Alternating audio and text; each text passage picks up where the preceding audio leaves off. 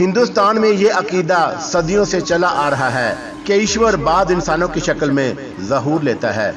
उसी अकीदे के मुताबिक श्री रामचंद्र, श्री कृष्ण और महात्मा बुद्ध को ईश्वर के अवतार समझा जाता है।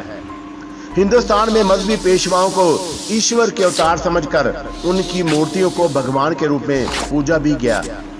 दुनिया भर में सबसे ज्यादा मूर्तियां महात्मा बुद्ध की बनाई गईं और श्री रामचंद्र और श्री कृष्ण से ज्यादा उनकी परस्तिश की गई, क्योंकि बुद्ध धर्म हिंदुस्तान से निकलकर पूरे मशरिक़ बैद में फैल गया था।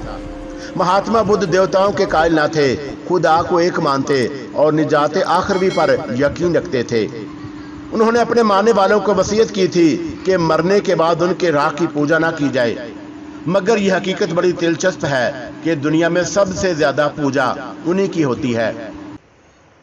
हिंदुओं और बुद्धों से सुना था मरते समय आदमी को उनकी अनदेखी शक्लें नजर आती हैं। मुसलमान कहते हैं मुल्कुल मौत रूह कब्ज करने आता है। फिर कब्र में दो फरिश्ते मुर्दे का हिसाब किताब लेते हैं, एक सरहाने की तरफ और दूसरा पैंती की तरफ खड़े होकर बारी बारी सवाल करता है। मालूम नहीं दोनों ढांचे मेरी रूह कब्ज करने आए थे या मुनकर नकीर की तरह सवाल करने। मेरे पैर उनके गिरफ्त में थे और सीने पर शदीद दबाव महसूस होने लगा था। अचानक सागर सावजी का ढांचा बोलने लगा, थारो कैशप, क्या तुम मेरी आवाज़ सुन रहे हो? मैंने डरते डरते इस बात में सर हिलाया, क्योंकि मैं तो सुन तो रहा था मगर जवाब नहीं दे सकता था। देख रहा था लेकिन बोल नहीं सकता था। बूढ़ा भूत फिर गोया हुआ, ज़रा ध्यान से सुनो। भगवान की मूर्ति तुमसे कुछ कहने कुछ पूछने आई है।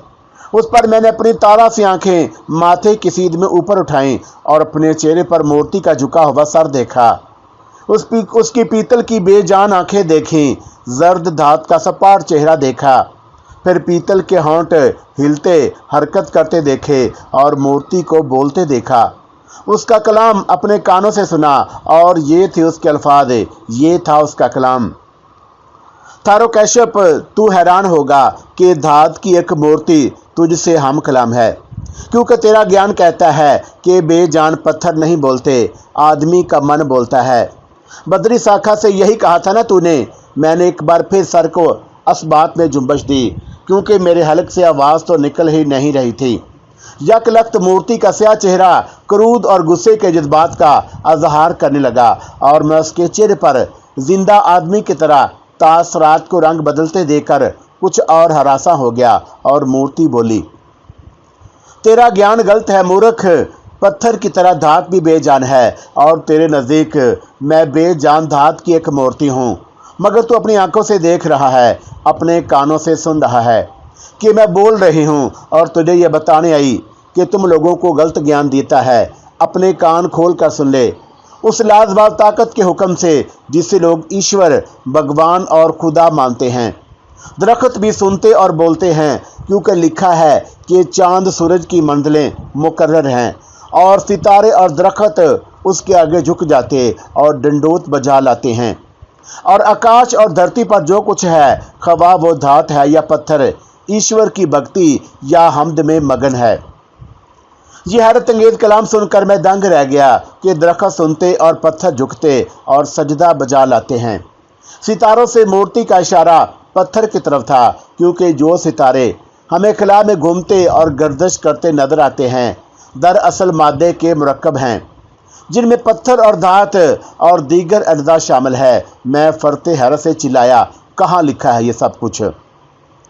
मेरी आप बीती पढ़ने वाले हैरान होंगे कि इस सवाल को जुबान मिल गई। मेरी आवाज़ कमरे में गूंज गई और उसकी गूंज मैंने भी सुनी, मूर्ति ने भी सुनी और वो जवाब में बोली, अपने गुरु सूफी अब्दुल जब्बार से पूछना, वो तुझे बताएगा कि ये सब कुछ कहाँ लिखा है और क्या शजरो हजर झुकते और ईश्वर की भक्ति करते हैं या नहीं। मुझे ये सुनकर हैरत हुई कि मूर्ति सूफी अब्दुल जब्बार के बारे में भी जानती है, जो यहाँ से सैकड़ों मील दूर रंगामती में रहते हैं। मूर्ति फिर हम कलाम हुई। तू कहता है कि आज से 22 सदियां पहले एक मूर्ति सार गलियान के समय बोली थी, फिर नहीं बोली। हाँ, मैंने यही सुना है, मगर तू देख रहा और सुन रहा है कि एक मूर्ति आज फिर बोल रही है और इसलिए बोली है कि तू इस जीवन भेद के लिए परेशान है। जिसे आनंद बख्शू ने पीतल की एक मूर्ति में रख दिया था, तो उस मूर्ति के खोज में है। अब मेरी दिलचस्पी बढ़ी। अगरचे शरीर के अंदर खौफ की लहर बदस्तूर चल रही थी, फिर भी मैंने किसी कदर जुर्रत करके कहा, हाँ, मैं आनंद बख्शू वाली मूर्ति को ढूंढ रहा हूँ और उसे हासिल करना चाहता हूँ। तो उस मूर्ति को और उसके जीवन भेद को हासिल करेगा, मगर एक शर्त पर। क्या है वो शर्त? मैंने बड़े इश्तियाक, बड़े तजस्सुस से पूछा। वो शर्त जानने के लिए तुझे मेरे पास पाटलिपुत्र में आना होगा। पाटलिपुत्र में क्यों? मेरी हैरत ही मेरी सवाल का वजाहत कर रही थी। फिर भी मैंने बताया कि तुम तो बूढ़े दादा सागर साहू जी की कुटिया कोम्बस में रहती हो। उस पर मूर्ति ने सागर साहू जी ने मूर्ति को देखा और दोनों ढांचे किसी नाकाबिले फहम भाषा में बातें करने लगे, जिसे मैंने बिल्कुल ना समझता था। अलबत्ता आपसे मेरे मन में यह सवाल पैदा हुआ कि वो तो पाटलिपुत्र की कदीम भाषा पाली में बातचीत कर रहे हैं। चंद लम्हों के बाद जब उनकी गुफ्तगू खत्म हुई, सागर साहू जी का ढांचा मुझसे मुखातब हुआ। थारू कश्यप, मूर्ति कहती है कि तुम्हें पाटलिपुत्र जाना होगा, क्योंकि वो शर्त जिसे पूरा करने का वचन देकर तुम मुकद्दस मूर्ति हासिल कर सकते हो, पाटलिपुत्र में ही बताई जाएगी। पाटलिपुत्र में कहाँ? गंगा किनारे। मेरे सवाल का जवाब मूर्ति ने दिया। उसके बाद दोनों ढांचों ने मेरे बाजू और पैर छोड़ दिए, जिन्हें अपनी गिरफ्त में जकड़ रखा था, और मेरे जिस्म में जीवन की शक्ति फिर दौड़ने लगी। सागर साहू जी के ढांचे ने दोनों हाथों से मेरे पांव झंझोड़ दिए। सुन लिया, तुम्हें पाटलिपुत्र जाना है। अचानक याद आया कि इस शहर को तबाह बर्बाद हुए सदियां बीत गई। अब तो शायद इसके खंडर भी बाकी ना रहे होंगे। पाटलिपुत्र तो अब इस दुनिया में मौजूद नहीं। हाँ, वहाँ सब कुछ बदल गया। तो मुझे कहाँ बुला रही है? मूर्ति ने खशमगीन लहजे में जवाब दिया, नाम बदलते हैं, मकाम नहीं बदलते। ये कहकर वो मुड़ी और मैंने महसूस किया कि वो वापस जाना चाहती है। लेकिन आनंद बख्शू वाली मूर्ति का जिक्र छेड़कर उसने मेरे अंदर एक नया तजस्सुस, एक नया शौक पैदा कर दिया था, और मैं उससे बहुत कुछ पूछना चाहता था। अभी उसने वापसी के लिए कदम उठाया ही था कि मैंने जल्दी से उसका दायां हाथ पकड़ लिया और बोला, मुकद्दस मूर्ति हासिल करने की शर्त मुझे यही बता दो। मैं वचन देता हूं कि शर्त पूरी करूंगा। जो कह दिया है वही होगा। शर्त पाटलिपुत्र में आकर पूछना। मूर्ति पांव घिसटती चली गई, मगर मैंने उसका हाथ ना छोड़ा और उसकी कलाई पर मेरी गिरफ्त कुछ और मजबूत हो गई। वो जा रही थी, मैं उसे रोक रहा था। उसी कश्मकश में उसकी कलाई को जोर से अपनी तरफ खींचा और उसे जबरदस्ती से रोक लूं, मगर अचानक एक तड़ाका हुआ और पीतल की कलाई कोहनी के जोर से टूटकर मेरे हाथ में आ गई। साथ ही एक कराह, एक सिसकी मेरी समाज से टकराई। इतनी अजीब थी वह सिसकी और इतना भयानक था वो तड़ाका कि मैं उसकी हैबत से कांप उठा, और जब टूटी कलाई को अपने हाथ में लटकते देखा तो मारे खौफ के जैसे गूंगा बहरा हो गया। मेरा ख्याल था कि अब मूर्ति का क्रोध मुझ पर टूटेगा, मगर ये देखकर मेरी हैरत की इंतहा न रही कि ना वो पलटी, ना रुकी, ना बरसी, बल्कि अजीब सी आवाज़ में कराहती घिसटती खड़खड़ाती दरवाजे से निकल गई। उसके पीछे पीछे सागर साहू जी का ढांचा भी लड़खड़ाता डगमगाता बाहर निकला, और उसे निकलते ही दोनों कबाड़ आप से आप बंद हो गए। दोनों ढांचे कमरे से चले गए। मैं अंधेरे में कुछ देर पीतल के पांव घिसटने, हड्डियों के कड़कड़ाने की खौफ अंगेज आवाज़ें सुनता रहा। ये आवाज़ें सहन से आ रही थीं, जो बतदरीज मदहम और मदहम होती रात के गहरे सुकूत में डूब गईं, और मैं अपने बिस्तर पर बैठा दहशत ज़दा नज़रों से पीतल की उस कलाई को देखने लगा, जो मूर्ति के बाजू से टूटकर मेरे हाथ में आ गई थी। यकीनन ये कोई बदशगुनी और नामुबारक बात हो गई थी, क्योंकि मूर्ति की अजीब सी गमनाक कराह अभी तक मेरे कानों में गूंज रही थी, और किसी अनजाने खौफ से मेरा मन घबरा रहा था। नहीं मालूम फिर क्या हुआ, खौफ के मारे मेरी नज़रों में अंधेरा छाने लगा, और वो अंधेरा गहरा होता चला गया, और मैं उस अंधेरे में गुम हो गया। मगर सवेरे जब आँख खुली तो रात के दहशतनाक सपने पर बड़ा हैरान था। ये देखकर मेरे हलक से बेइख्तियार चीख निकल गई कि पीतल की टूटी हुई कलाई मेरे हाथ में थी। इसका मतलब था कि रात ज़रूर कुछ हुआ था, और जिसे मैं सपना समझा वो सपना नहीं कुछ और था। मैं अजीब बौखलाहट की हालत में बिस्तर से उठा और खौफ की निगाहों से पीतल की कलाई को देखने लगा। जो ठीक कोहनी के जोर से टूटी थी। यूं लगा जैसे वो किसी जानदार जीते जागते जिस्म की मुर्दा कलाई थी। अभी मैं उसे देख देख कर हैरान हो रहा और रात के नोखे सपने या वाक़े पर या जो कुछ भी था परेशान हो रहा था कि तारा हाथ में डोई पकड़े नंगे पांव नंगे सर घबराई घबराई कमरे में दाखिल हो गई और दहशत दसी बोली, क्या हुआ मालिक, आप चिल्लाए क्यों थे? उसने अपनी धोती का पल्लू कमर से लपेट रखा था और गालबन कुछ पका रही थी कि मेरी चीख सुनकर उसी हालत में भाग गई। मगर जब मेरे हाथ में पीतल की कलाई देखी तो हैरान रह गई। क्या आप पीतल की इस कलाई से डर गए थे? मैंने कोई जवाब ना दिया और खाली खाली नज़रों से उसे देखने लगा। वो गालबन उस लाज के मारे कुछ सिमट गई कि बेहजाब मेरे सामने चली आई है, मगर उसने धोती का पल्लू कमर से खोलकर सर ढांपने की जरूरत नहीं समझी और उसी हालत में कुछ शर्माए कुछ घबरा कर कहने लगी, ये पीतल की कलाई तो शायद उस मूर्ति की है जो दादा के कमरे में रखी है, आपके पास कहाँ से आ गई? मैं हैरान हुआ कि तारा ने कलाई पहचान ली। फिर ख्याल आया कि तू कोई भी पहचान सकता है, क्योंकि बूढ़े सागर साहू जी के कमरे की मूर्ति भगवान बुद्ध के उन आखिरी दिनों की अक्कासी करती है जब वो तपस्या करते करते सूख कर कांटा हो गए या हड्डियों का ढांचा बन गए थे। और पीतल की ये कलाई भी उस धान पान शरीर का हिस्सा थी जिसमें सूखी खाल के अंदर हड्डियां ही नुमायां थी। मगर यह सवाल यकीनन बड़ा अहम था कि पीतल की टूटी कलाई मेरे पास कहां से आ गई।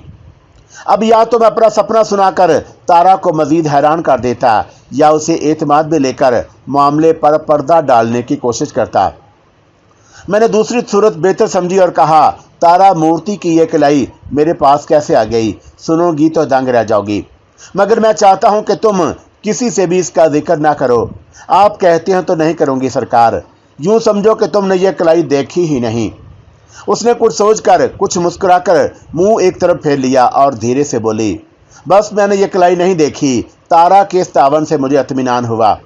तुम पूछोगी तो फिर कभी बता दूंगा कि मूर्ति की कलाई यहाँ कैसे आ गई, मगर इस समय कुछ ना पूछो। नहीं पूछूंगी सरकार, आपका मन चाहे तो फिर कभी बता देना, मन चाहे ना बताना, मैं तो आपकी बांदी हूँ, जो कह देंगे पूरा करूंगी। तुम कितनी अच्छी हो तारा। अब ये बताओ कि स्वरूप जी कहाँ हैं? शास्त्रु और मदाया के साथ मेहमानों के लिए भोजन लेकर गए हैं। क्या स्वरूप जी ने भोजन कर लिया? अभी 9 कहाँ बजे हैं? और आप जानते हैं वो सुबह का भोजन 9 बजे करते हैं। फिर मुस्कुराकर कहने लगी, मैंने पानी गर्म कर दिया है, आप जल्दी से नहा धो लें, भोजन तैयार है। मालक भी आने वाले हैं। घड़ी देखी तो 8:45 हो रहे थे। तारा ने भी एक नज़र मुझे देखा, मेरे चेहरे पर कुछ तलाश किया, मगर अब मैं मुतमिन था।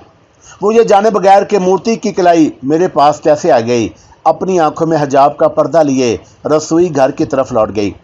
मैंने पीतल की कलाई खोंटी पर लटकते और ओवरकोट की अंदरूनी जेब में छुपा दी और खुद गुस्ल खाने की तरफ हो लिया। मगर नहाते समय भी जहन रात के अजीबोगरीब सपने में उलझा रहा। मूर्ति की कलाई टूट जाने से जो बदशगुनी हुई उसने परेशान कर रखा था। सबसे हैरत अंगेज बात यह थी कि कलाई तो रात सपने में टूटी, फिर भी नींद से जागा तो टूटी कलाई मेरे हाथ में क्यों थी? ना जाने वह सपना था, कश्फ था, सचमुच का वाकया था या क्या था। मगर ख्वाब और हकीकत, असल और नकल में कोई फर्क ना रह गया था। अगर तकदीर इन्हीं वाकयात का नाम है जो आदमी के इर्द गिर्द चक्कर लगाते और उसे हाल से मुस्तकबल की तरफ मुंतकिल करते रहते हैं, तो रात जो कुछ मुझे पेश आया शायद वो मेरी किताब तकदीर का कोई वाकया था।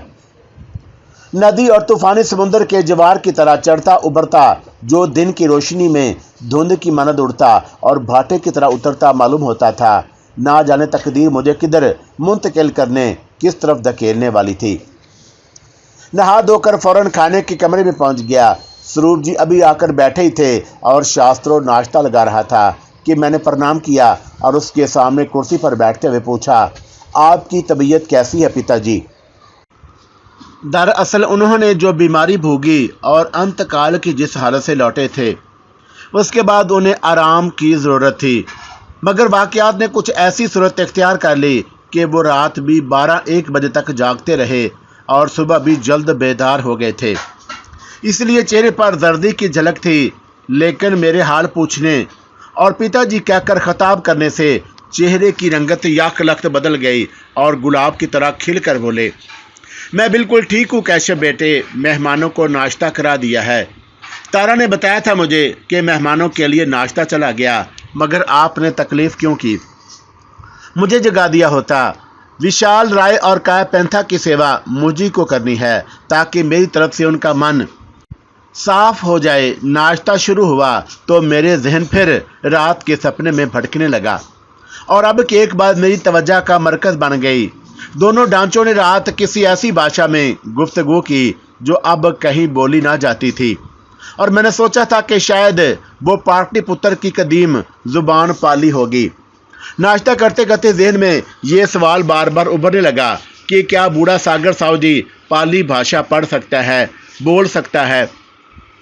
पटामा पुजारी की ज़बानी मालूम हो चुका था कि साओगारी में पाली भाषा पढ़ने वाला कोई आदमी मौजूद है और रात का सपना देखने के बाद मेरा फैसला था कि वो आदमी सागर साहू जी है। नाश्ता ख़त्म होते ही शास्त्रों बर्तन समेटने लगा तो मैंने सरगोशी के लहजे में कहा, वो थैला जो पहाड़ी खानकाह की तरफ जाने से पहले मैंने तुझे दिया था अपने कमरे के आतशदान से निकाल कर लिया। अभी चाहिए प्रभु। शास्त्रों ने आंखें पिटपटाईं। हाँ, अभी इसी वक्त। तो फिर अभी ला देता हूँ। वो बर्तन समेट कर कमरे से निकल गया। स्वरूप जी हाथ धोकर पलटे तो बोले, विशाल राय और काया को तुम्हारा इंतजार होगा, नीचे नहीं चलोगे? नहीं पिताजी, अभी तो मुझे दादा से मिलना है। आप भी चलिए ना मेरे साथ। वो तुम्ही से मिलना और तुम्ही से कोई बात करना चाहते हैं। मैं विशाल और काया के पास नीचे जाता हूँ, तुम दादा से मिलकर आ जाना। ये कहकर वो जीने की तरफ हो लिए और मैं शास्त्रों का इंतज़ार करने लगा। थैला एक ख़ास मकसद के तहत मंगवाया था। शास्त्रों ने वापसी में देर नहीं लगाई और मैं उससे थैला लेकर फिर अपने कमरे में आया। ओवरकोट पहना और थैला उठाकर निकल रहा था कि तारा से मिडभीड़ हो गई और वह अभी तक उसी तरह धोती का पल्लू कमर के गिर्द लपेटे काम काज में लगी थी। मुझे ओवरकोट पहने थैला उठाए निकलते देखा तो हैरान रह गई। आप कहीं बाहर जा रहे हैं साहब? दादा से मिलने जा रहा हूँ। तारा, प्रार्थना करना कि जो आशा लेकर जा रहा हूँ वो पूरी हो। भगवान आपकी आशा पूरी करे सरकार। वो आंगन में खड़ी मुझे जाते देखती रही और उस वक़्त तक खड़ी रही जब तक मैं उस राहदारी में नहीं घूम गया जो बूढ़े की कुटिया कुंबर की तरफ जाती थी। ना जाने बूढ़ा मुझसे क्यों मिलना चाहता था, मगर अब मेरा उससे मिलना ज़रूरी था। तवील राहदारी से गुजरकर जब मैं उसके ताबूत नमा नीम तारीख कमरे में दाखिल हुआ, वो काई के बिस्तर पर गाँव तकिए के सहारे बैठा शायद मेरा इंतज़ार कर रहा था। मालूम नहीं रात से उसी हालत में बैठा था या सवेरे स्वरूप जी के कमरे में आए और उसे सहारा देकर बिठा गए थे। आला समात भी करीब ही रखा हुआ था। मुझे देखते ही उसकी आंखों में रोशनी सी चमकी। मैं प्रणाम करके सामने बैठ गया और आला समात की नालियां उसके कानों में फिट कर दी। मगर जब नालियां फिट करके बैठा रहा था, नागहाब मेरी नज़र भगवान बुद्ध की उस मूर्ति पर पड़ी जो कोने में ऐसादा थी और ये देखकर मुझ पर सख्ता सा हो गया और उसके दाएं बाजू की कलाई नदारत थी। कलाई ठीक कोहनी के जोड़ से टूटी थी और बाजू के टुंड ने मूर्ति को बदहैबत बदसूरत बना दिया था। इस मंदिर को देखते ही मुझे वो कराह, वो सिसकी याद आ गई जो कलाई के तड़ाके के साथ ही मूर्ति के होंठों से निकली थी। रात उसी मूर्ति ने मेरे बाजुओं को दबाए रखा था, मुझसे बातें भी की थी, मगर इस वक्त बेजान बुत की तरह कोने में साख्तो जामत खड़ी थी। कोई यकीन नहीं कर सकता था कि पीतल की यही मूर्ति काली रातों के सन्नाटे में कभी कभी अपने पांव घिसटती चलती फिरती है।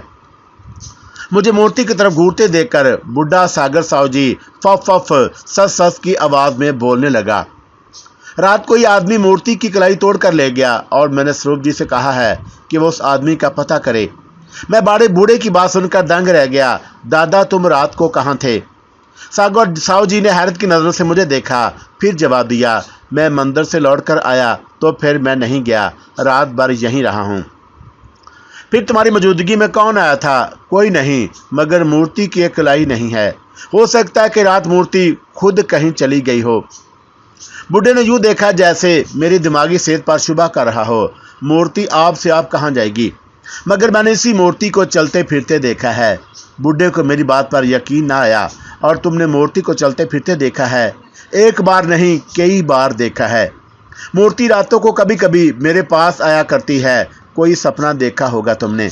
हाँ, सपने ही तो देखता हूँ। रात भी सपना देखा था और उस सपने में यही मूर्ति अपने पीतल के पांव घिसटती मेरे कमरे में आई थी और पहले अकेली आया करती थी, मगर आज तुम भी उसके साथ थे और मूर्ति मुझे ये बताने आई थी कि दरख्त सुनते और पत्थर बोलते हैं। उसने कहा है कि मैं एक शर्त पर आनंद बख्शू वाली मूर्ति ढूंढ लूँगा, मगर जब शर्त पूछी तो कहने लगी कि शर्त पाटलिपुत्र में आकर पूछना, और पाटलिपुत्र को तबाह बर्बाद हुए सदियां गुजर चुकी हैं। बूढ़ा तस्वीर हैरत बना मेरी बातें सुन रहा था, दीवानों की सी नज़रों से मुझे देख रहा था। मैंने उसकी हैरत में मज़ीद इजाफा कर दिया।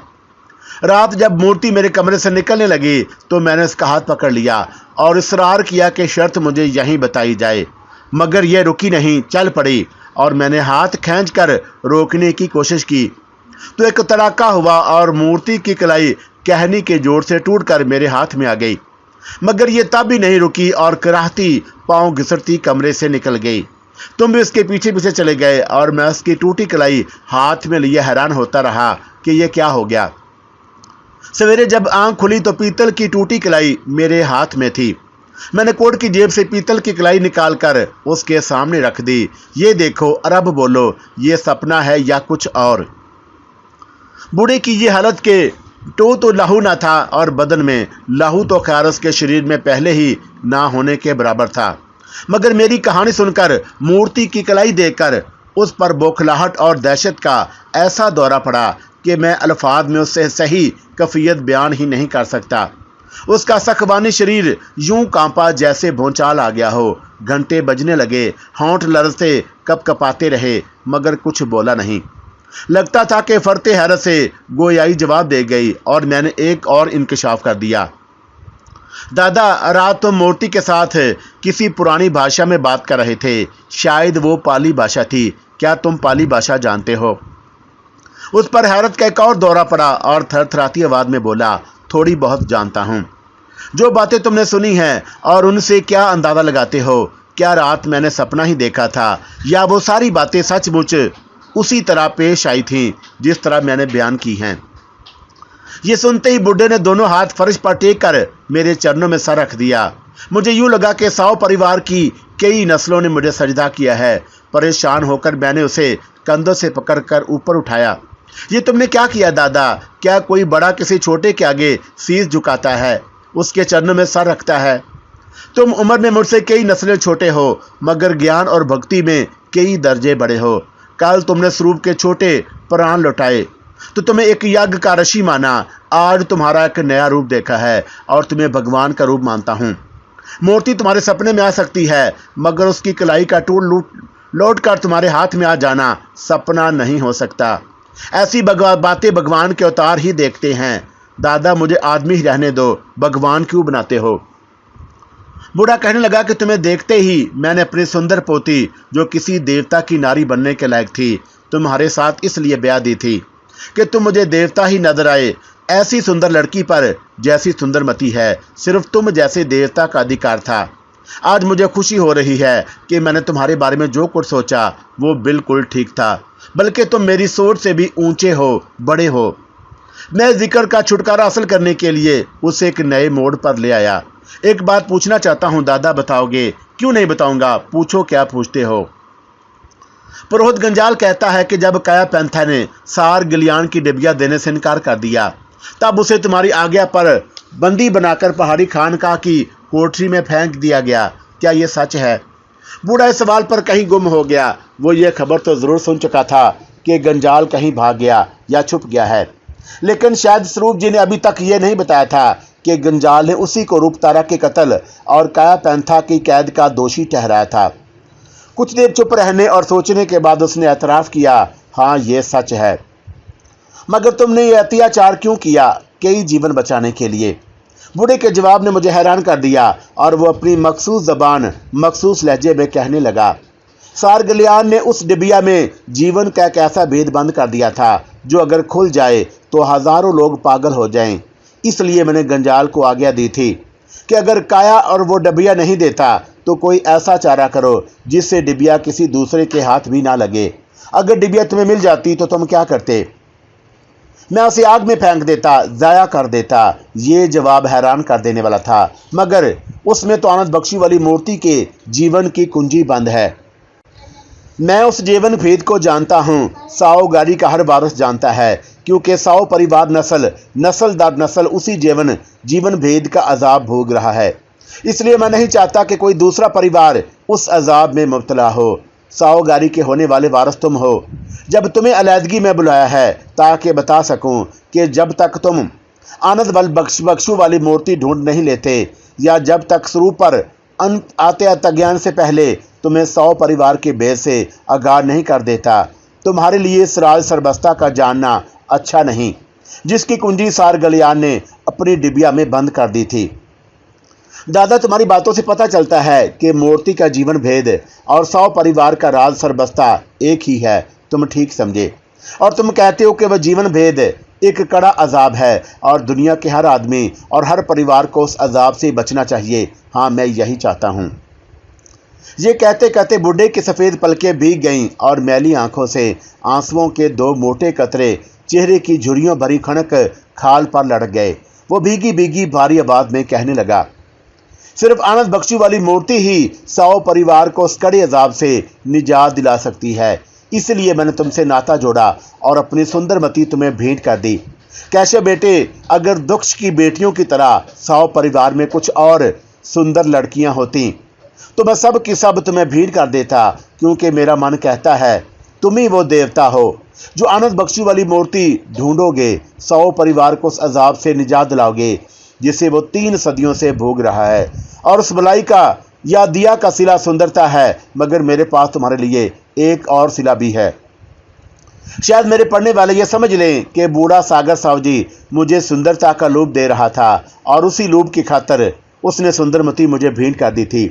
मगर असल बात यह है कि पुराने युग के लोग, जिन्हें देवता समझा जाता है, औरत की सुंदरता और उसकी जवानी को संसार की सबसे बड़ी सौगात, सबसे उम्दा चीज़ समझते थे जो भगवान ने उन्हें अता की। इसलिए वह सुंदर औरत ही को किसी बड़े काम का सिला या इनाम करार देते थे। 100 परिवार हिंदू शास्त्रों और पुराणों की कई बातों को मानता था। जब भी सागर साहु जी ने सुंदरता को उस काम का सिला ठहराया जो मुझे करना था, और ये बात उसने किसी लोभ के लिए नहीं बल्कि अपने अकीदे और विश्वास के तौर पर कही थी। मैं खुद कायनात की हर सुंदर चीज़ पर, ख्वाह वो किसी शक्ल और किसी रूप में हो, अपना अधिकार समझता हूँ। मगर मैंने स्वरूप जी को या सुंदरमती को आनंद बख्शू वाली मूर्ति ढूंढने का वचन इसलिए नहीं दिया था कि 100 खानदान की कुछ और सुंदर लड़कियां मुझे सिले में मिल जाएं। इस खानदान में सुंदरमती के अलावा कोई और लड़की थी भी नहीं, और सुंदरमती को मैं पहले ही हासिल कर चुका था। मैं तो अपने स्वर्गवासी चाचा चक्रवर्ती सहाय का आदर्श पूरा करने के लिए मुकद्दस मूर्ति की खोज में था। पुर इसरार कुदरत ने 100 खानदान से मेरा नाता कर दिया था। अब मैं सुंदरमती को साओ गारी के इसरार से निकालने और 3 सदियां पुरानी उस इमारत के वासियों को निर्वाण अता करने के लिए मूर्ति की तलाश में था। सागर साहु जी ने जिस कल्पना के साथ मूर्ति के जीवन भेद और 100 परिवार के राज सरबस्ता का जिक्र किया और मुकद्दस मूर्ति ढूंढने के सिलसिले में जिस विश्वास और सुंदर सिले की बात की, उससे बूढ़े के उस अजीम दुख का पता चलता था जिसे वो अपने सीने में छुपाए बैठा था। अगरचा कैं पैंथा की हौलनाक कैद और रूप तारा का कत्ल उसी के नाम मंसूब हुआ था, फिर भी मैं महसूस कर रहा था कि कोई ऐसी अजीबोगरीब बात ज़रूर है जो सागर साहब जी को निर्दोष करार देती है, और उसकी बेकली ने मुझे भी बेचैन कर दिया। मैंने उसे तसल्ली दी, दादा, अगर तुम्हारा विश्वास है कि मैं वो मूर्ति ढूंढ लूँगा तो ज़रूर ढूंढ लूँगा और साहूगारी को निर्वाण अता करूँगा, मगर मुझे किसी सिले या इनाम का लोभ नहीं। तुमने सुंदरमती के रूप में 100 खानदान के जो सुंदर सौगात मुझे भेंट की है, मेरे लिए वही बहुत है। अब मैं सुंदरमती के सुख चैन के लिए अपना फ़र्ज पूरा करूँगा। बूढ़े ने मेरा हाथ पकड़कर अपने खुश्क होंठों से लगाया और कहा, धन्यवाद हो थारो कैशप, तुम सचमुच महान आदमी हो। सारगलियान की कलीद असरार के बारे में मैंने जिस विचार का आधार किया था, उसने मेरी सारी दिलचस्पी ख़त्म कर दी। हालांकि मैं उस चरमी तहरीर का मतलब जानने के लिए बड़ा बेचैन था, मगर अब ये बात मुझे परेशान करने लगी थी कि जीवन भेद 100 परिवार के लिए अजाब क्यों बन गया। मैंने सार गलियान की डिबिया निकालकर दादा के सामने रख दी और फिर अपने बाजू से बंदी चर्मी तहरीर खोलकर उसे दिखाई। और दादा, सार गलियान की डिबिया से पाली भाषा की यही तहरीर निकली है। मैं ये तहरीर तुमसे और उसका भेद जानना चाहता था, मगर तुम कहते हो कि मुकद्दस मूर्ति ढूंढने से पहले मेरे लिए उस तहरीर का भेद जान लेना अच्छा नहीं होगा। हाँ बेटे, मैं यही कहता हूँ, मगर क्यों? इसलिए कि जीवन भेद जानने के बाद तुम भी उसी अजाब में मुब्तला हो जाओगे जिसमें मैं मुब्तला हूँ। अगर मुकद्दस मूर्ति ना मिली तब एक न एक दिन 100 गारे की वारस की हैसियत से मुझे भी उसी अजाब में मुब्तला होना पड़ेगा। फिर मैं आज ही क्यों ना। सागर साहू जी के होंठों से एक बेहानक चीख निकल गई। साथ ही उसने कपकपाती अस्तखवानी हाथ मेरी तरफ लहराया, जैसे मना कर रहा हो कि मैं कुछ ना कहूँ। फिर रुहासी आवाज़ में कहने लगे, थारो कैशप, तुम मेरी आखिरी उम्मीद हो। मैं नहीं चाहता कि यह आखिरी दिया भी बुझ जाए और तुम 100 गाड़ी के अजाब में मुब्तला होकर मेरी तरह स्वरूप साव की तरह एक धुंधला साया बन जाओ। तुम वो देवता हो जो हर मैदान में विजय हासिल करता है। लाओ, ये तहरीर मुझे दे दो और तुम्हें उसका भेद जानने की ज़रूरत नहीं। मैं तो उस तहरीर पढ़वाने की बड़ी आशा लेकर आया था। अगर तुम हुक्म देकर कहो तो मैं उसे पढ़ कर सुनाऊंगा, क्योंकि तुम ऋषि हो, देवता हो और मैं तुम्हारा हुक्म पूरा करूंगा, ख्वाह मुझे कितना दुख क्यों ना सहना पड़े।